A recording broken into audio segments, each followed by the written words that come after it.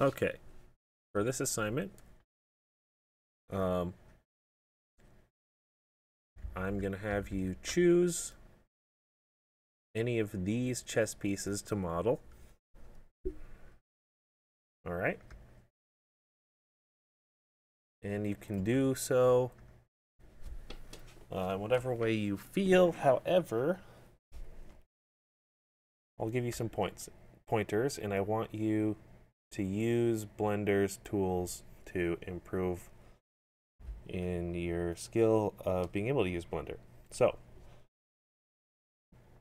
most of these have radial symmetry, or at least symmetry on one axis.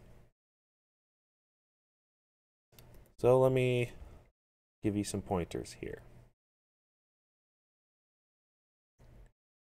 You could start with a circle.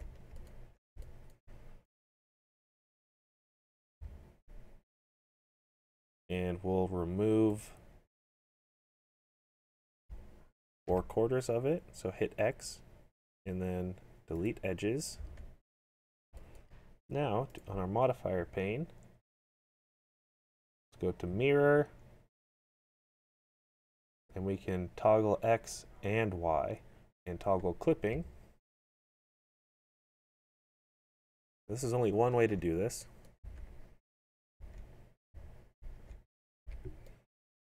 And if we select all of our edges by pressing A when we get into the edit mode and press E, then press Z, we can constrain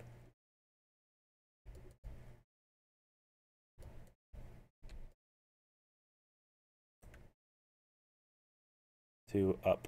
Now, if we want to scale, but we want the origin to be in the actual center, there's a few ways we can do that. And this is where the 3D cursor comes in. So I'm going to go up, change the bounding box center to 3D cursor. Another way we can do it is period or comma. So this, we're going to use the 3D cursor there, and we're going to hit S.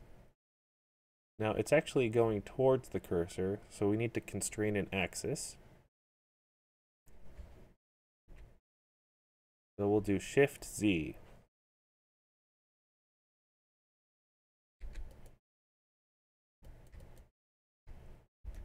And then I want you all to use a subdivision surface. So practice some sub D modeling.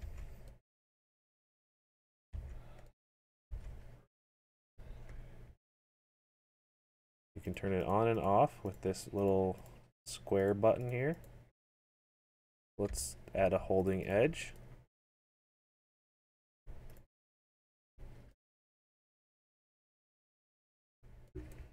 We can bevel, Control B, toggle our sub D on again, and there we go. Another way we could handle this is we could use a curve.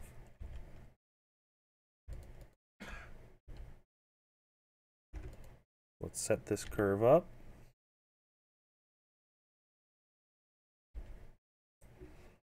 Let's go back to median point instead of 3D cursor.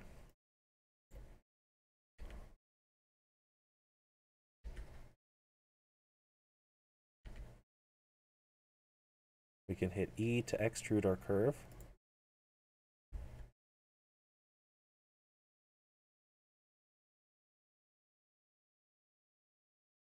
And then in our modifiers, you can go to screw, and it's going to basically create geometry around an axis.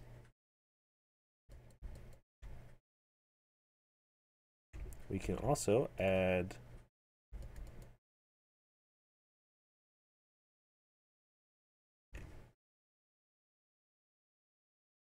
curve points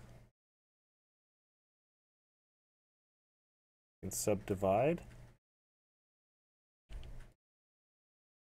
Make sure you only work in that one axis, and you should be okay. We can scale. This is like Illustrator. They're Bezier curves. And then throw a subdivision surface on there.